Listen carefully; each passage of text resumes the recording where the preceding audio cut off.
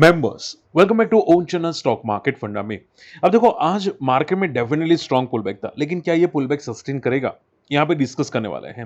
And देखो, बहुत सारे इंपॉर्टेंट इंफॉर्मेशन देने वाला हूँ, क्योंकि आज भी मार्केट में पुल बैक के बाद बहुत सारे स्टॉक नए लाइफ हाई मारे हैं। ठीक है, लाइफ हाई को क्रॉस किया है, जिसमें स्काई गोल्ड, थर्मल ज्वेलरीज और दूसरे भी नाम हैं। एंड बहुत सारे लोगों की क्वेरीज भी यहाँ पे वन बाय वन कवर करने की कोशिश करेंगे, तो आपकी कोई क्वेरीज रहती है मुझे कमेंट करना। क्लियर, चलिए स्टार्ट करें। देखो, अगर हम लोग अभी देखें ना, तो गिफ्ट निफ्टी यहाँ पे गैप डाउन दिखाई दे रहा है। 70 पॉइंट्स का गैप डाउन है। यूएस मार्केट भी नीचे था, मैंने डाउ फ्यूचर्स देखे थे, वो भी 150 पॉइंट नीचे थे। बट आप देखोगे फ्रॉम द लोअर लेवल से ये भी रिकवर किया और लाइफ हाई को क्रॉस कर चुके हैं। आज नया लाइफ हाई मारा डाउ जोन्स को। तो मैंने पहले भी आपको समझाया था, आज भी समझा रहा हूं। देखो, प्रॉब्लम है क्रूड ऑयल की, बट क्रूड ऑयल रेंज में है। ठीक है, क्रूड ऑयल आप देखोगे पिछले मंथ से आज देखोगे यहाँ पे ये मंथ के अंदर तो काफी नीचे है और रेंज में है। ठीक है, वो 100 के ऊपर नहीं जा रहा है या सस्टेन नहीं कर पा रहा है। बट हमारा मार्केट नहीं सस्टेन कर पा रहा है। उसका रीजन आप यहाँ पे देख सकते हैं, एफआई की सेलिंग बहुत ज्यादा इंटेंसिफाई हो चुकी है। एफआई पहले 2000 करोड़ 1000 करोड़ सेल कर रहे थे।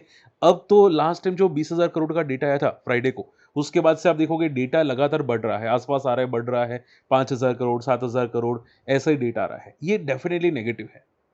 ठीक है, और देखो म्यूचुअल फंड कितना सस्टेन करेंगे, आप समझो बात को। म्यूचुअल फंड एक लिमिट तक ही आएंगे। ठीक है, फिर एक टाइम होगा कि म्यूचुअल फंड भी चले जाएंगे। तो प्रॉब्लम डेफिनेटली है मार्केट में। ओके, और इसका मैं रीजन बता चुका हूँ मार्केट में क्या प्रॉब्लम है। अब मुझे बार बार नहीं समझ में आता। ठीक है, अब देखो, लोग प्रोटेस्ट करेंगे तभी होगा। जैसे कि अभी आप लोगों ने सुना होगा कि सीबीएसई का जो वहाँ पे जो हाई अथॉरिटीज होते हैं ना, उनको चेंज कर दिया सेंट्रल गवर्नमेंट ने।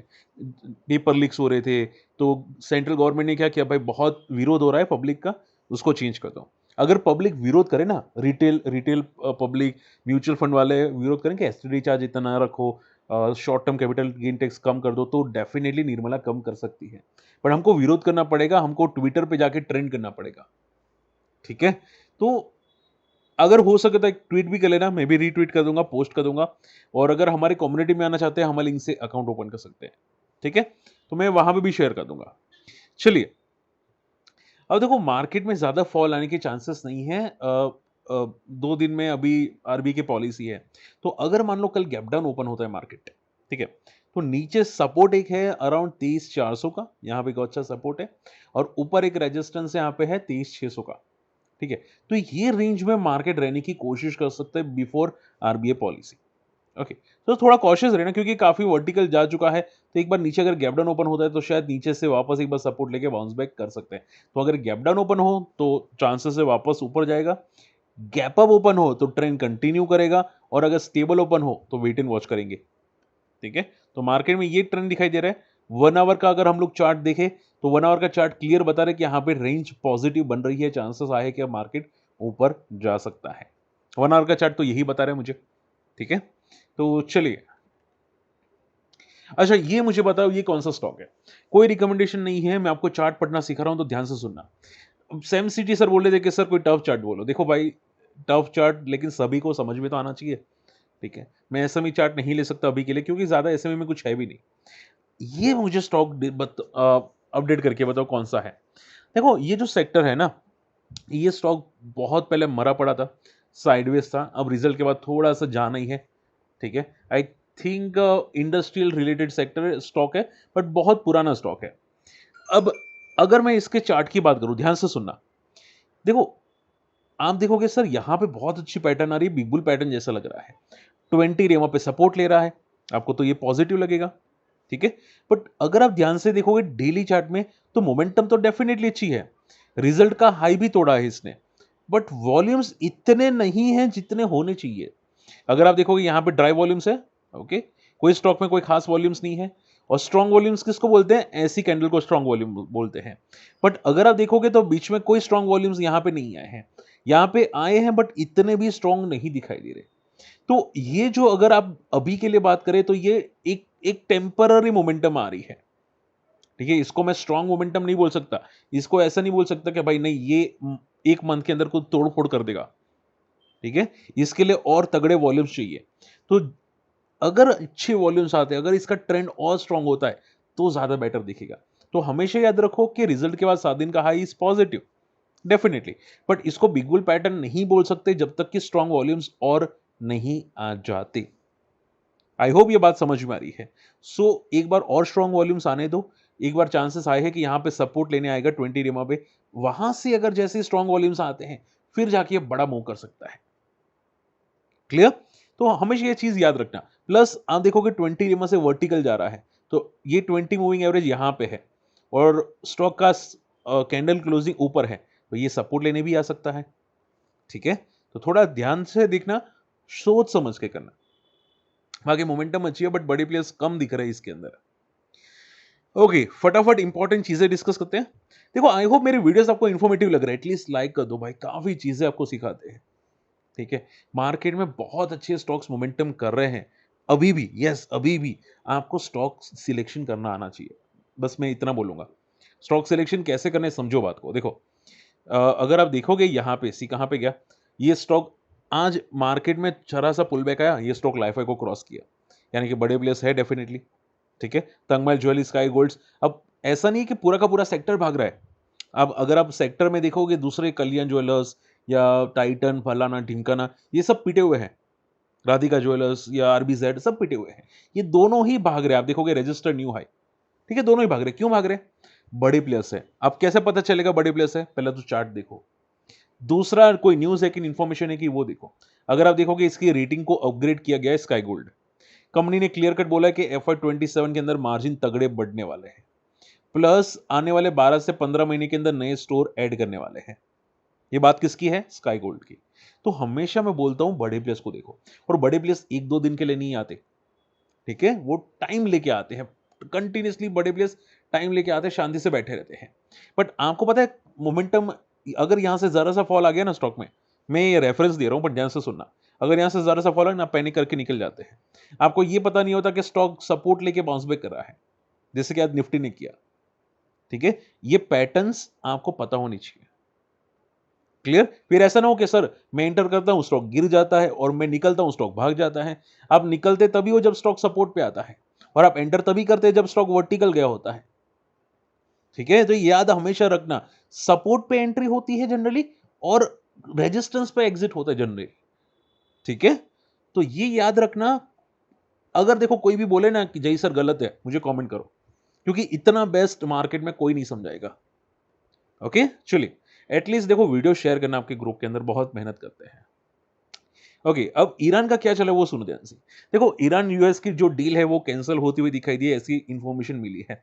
इसकी वजह से अगर आप देखोगे तो क्रूड ऑयल थोड़ा पॉजिटिव हुआ अभी नीचे से, बट आप देखोगे डाउ जोन्स को कोई फर्क नहीं पड़ा। तो देखो, डाउ जोन्स में बड़े प्लेयर्स हैं, एफआई है, ईआई है, वगैरह वगैरह, हमारे अंदर एफआई जा रहे हैं। तो अब हम लोग कुछ नहीं कर सकते, हमारा मार्केट ही नेगेटिव है। इवन पाकिस्तान के शेयर मार्केट ने पिछले 5 साल के अंदर 300% रिटर्न दिए। मैं ऑलरेडी ये चीज़ें यहाँ पे डिस्कस कर चुका हूँ, मेरे शॉर्ट वीडियो जाके चेकआउट करना।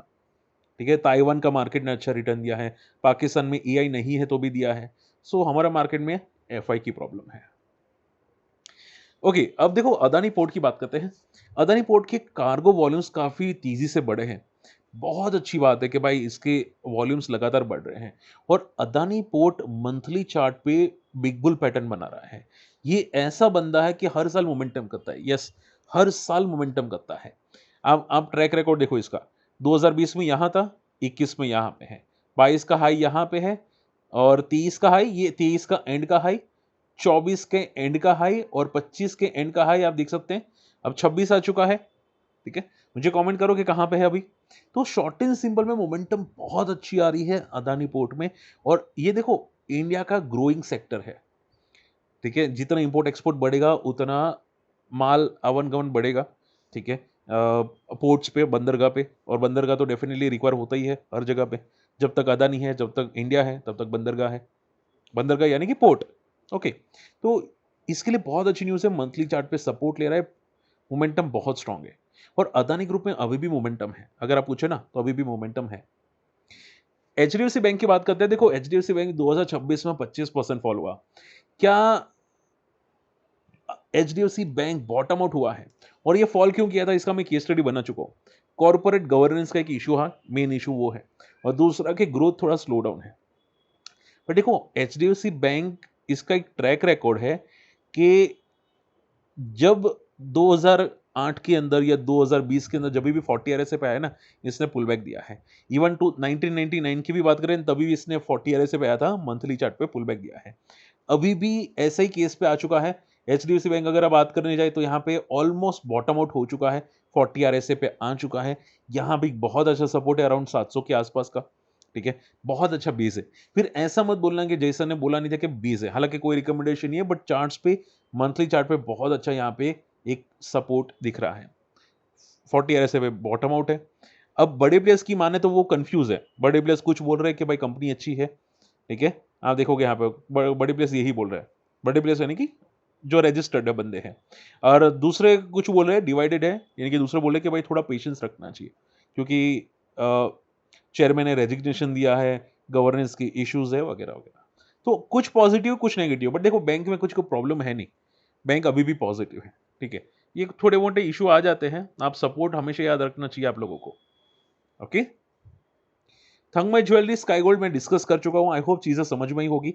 आप सिर्फ इतना समझो कि बड़े प्लेयर स्काई गोल्ड के अंदर है, बिग बुल पैटर्न बना रहे हैं स्काई गोल्ड, ठीक है। लाइफ हाई को क्रॉस करना means very very positive sign. और अगर चार्ट्स को देखोगे तो यहाँ पे एक बहुत बड़ा रेजिस्टेंस था, मल्टीयर का शो शायद मे भी तोड़ा हो इसने, अगर ये तोड़ा है तो बहुत अच्छी बात होगी और मैं इसको बिग बुल सीरीज में लाऊंगा, ठीक है। चलिए, एनएचपीसी का ओएफएस आया था, ओएफएस की वजह से स्टॉक क्रैश हुआ। अब ओएफएस इतना ओवर सब्सक्राइब हो गया कि गवर्नमेंट ने बोला कि भाई ओएफएस बढ़ा देते हैं, ठीक है, तो ओएफएस बढ़ चुका है वापस। ये चीजें टोटली नेगेटिव है इसके लिए। एंड देखो एनएचपीसी बहुत ज्यादा भाग चुका है, ठीक है। अगर आप देखोगे एक टाइम पे 2024 में बहुत वर्टिकल गया था। जनरली वर्टिकल स्टॉक सस्टेन नहीं करते, स्पेशली मंथली चार्ट पे, ठीक है। तो अगर आप देखोगे 72 के आसपास एक सपोर्ट है, अगर ये ब्रेक करता है तो 60 अगला सपोर्ट बनता है। सो केयरफुल रहो यार सर, बहुत। अब देखो गवर्नमेंट ओएफएस जब तक नहीं, ये इश्यूज खत्म होते हैं ना ओएफएस वाले, तब तक ये चलता ही रहेगा, ठीक है। स्टॉक जनरली ओएफएस वाले दिखने ही नहीं चाहिए, मैं तो ये बोलूँ। कभी कभी बहुत पैनिक आ जाते हैं सडनली, ठीक है, फिर 2-3 महीने वेट करना पड़ता है कि कब रिकवर होगा कब रिकवर होगा, ये एक प्रॉब्लम है। Last not the list, Mankind pharma, इसने एक्विजिशन किया है कंपनी आयुर्वेदिक का, ठीक है, 10% का stake. And see one of the best ever pharma sector है। ये कंपनी क्या काम करती है सभी लोग जानते हैं, पॉपुलेशन कंट्रोल करना, ठीक है, उनके प्रोडक्ट्स आते हैं पॉपुलेशन कंट्रोल करने के लिए। तो देखो ये आप सभी जानते हैं कि अगर पॉपुलेशन हमारी अभी काफ़ी महंगाई है तो लोग यूज़ करते भी हैं, और इसका रिजल्ट जो आते हैं ना बहुत स्ट्रॉन्ग रिजल्ट्स आते हैं, बहुत तगड़े रिजल्ट्स आते हैं। तो फंडामेंटली बहुत स्ट्रॉन्ग कंपनी है, बहुत बहुत स्ट्रॉन्ग कंपनी है। इसकी वजह से लिस्टिंग के बाद भागा भी था। अभी सपोर्ट है 2000 के आसपास और रेजिस्टेंस है 3000 का, तो ये रेंज बाउंड हो चुका है। रेंज टूटने के बाद बहुत अच्छा मूव आने के चांसेस है, बट रेंज टूटने के बाद है, ठीक है। चलिए, आई होप आज का वीडियो समझ में होगा। आप लोगों की क्वेरीज कवर करना स्टार्ट करते हैं। सबसे पहली क्वेरी थी एफसीएल करके कंपनी थी, मुझे किसी ने वो कमेंट किया था, मुझे नाम याद नहीं आ रहा है कहाँ पे एफसीएल। हाँ देखो, FCL I think Fineotex chemical, ये भी एक अच्छी पैटर्न बना रहा है, बिग बुल पैटर्न जैसे कुछ बना रहा है, ठीक है। एक टाइम पे 40 आरएसए पे था मंथली चार्ट पे, जब भी 40 आरएसए पे आता है स्टॉक साइडवेज हो जाता है, सपोर्ट ले लेता है और बाउंस बैक करता है, ठीक है। आप लोग क्या करते हैं कि भाई आपका व्यू 2-3 दिन का होता है। बहुत अच्छे बड़े प्लेस होते हैं ना हमारे रिटेल रिटेल वाले, वो क्या करते हैं bottom out stock, fundamentally strong stock को लेके बैठ जाते हैं 2-4 साल के लिए, ठीक है, और उसके बाद अच्छा बेनिफिट उठाते। क्लियर? तो ये चीजें भी आपको सीखनी चाहिए। अभी एफसीएल के रिजल्ट्स अच्छे आने के बाद अगर आप देखोगे तो ऊपर एक रेजिस्टेंस है, मोमेंटम किया था, अब एक रेजिस्टेंस है 45 का यहाँ पे। ये जब तक 45 ब्रेक ना करे तब तक कुछ नहीं कहा जा सकता, और वैसे भी नीचे से अगर ये पुल बैक किया होगा तो वर्टिकल मूव होगा, तो रेजिस्टेंस लेने के चांसेस बढ़ जाते हैं। सो थोड़ा केयरफुल है ना, चांसेस बहुत हाई है कि 45 पे एक रेजिस्टेंस फेस कर सकता है एफसीएल। डेटा पैटर्न्स की बात करें, देखो सेंसिटिव डेटा पैटर्न्स में सिंपल कर देता हूं। डेटा पैटर्न्स में अभी मैंने डेली चार्ट दिखा था, थोड़ा रेजिस्टेंस फेस करा है, तो आप ये समझ के चलो कि डेटा पैटर्न्स में मोमेंटम तो अच्छी आ रही है। आई थिंक ये शायद रेंज ब्रेक हो चुकी होगी, मुझे कमेंट करके बताना। बट प्रॉब्लम क्या है, ऊपर एक बहुत तगड़ा रेजिस्टेंस चल रहा है, तो पहले ये रेजिस्टेंस ब्रेक करेगा कि नहीं, मेरे क्वेश्चन मार्क है। अगर वो कर लेता है तो अच्छी बात होगी, ठीक है, तो 2-4 दिन देखो कि क्या रेजिस्टेंस ब्रेक हो रहा है, अगर हो रहा है तो definite positive. And last not the list, Piramal pharma.